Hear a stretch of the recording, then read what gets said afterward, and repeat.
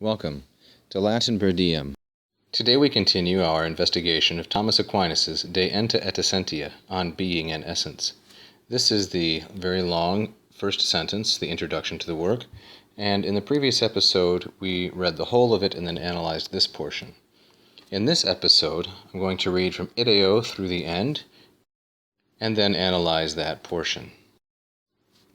Ideo ne ex eorum ignorantia errara contingat ad horum difficultatem aperiendam, decendum est, quid nomine essentiae et entis significatur, et quo modo in diversis inveniatur, et quo modo se habeat ad intentiones logicas, scilicet genus speciem et differentiam. Let's resume here. Thus, ne contingat. Ne with the subjunctive here is a negative purpose clause, also called a prohibition.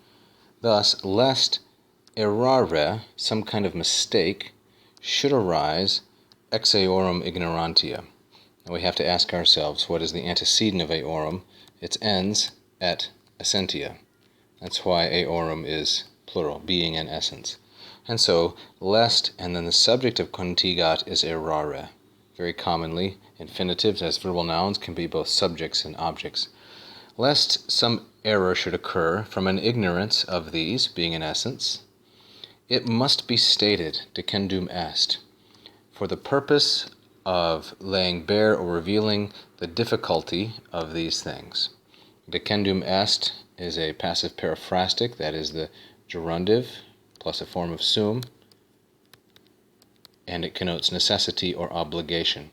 It must be stated, and then we have ad plus a gerundive, which expresses purpose here. Ad horum difficultatem aperiendam. For the purpose of laying bare the difficulty of these matters, it must be stated. Now, what is it that decendum est must be stated? It's this entire clause. First of all, what is meant by the terms being and essence? Significator is a subjunctive because this is rogatio obliqua, indirect question, rogatio obliqua.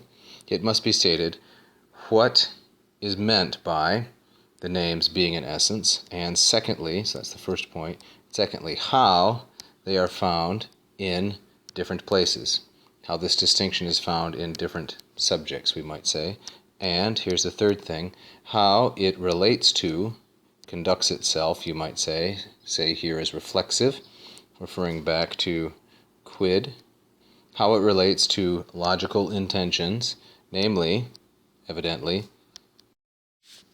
genus, species, and difference, differentia, or that which distinguishes one subject from the next. These three terms, this constellation of terms, of course, very important to Aquinas' sources, his authorities in this matter, Aristotle and Avicenna. Please join us next time.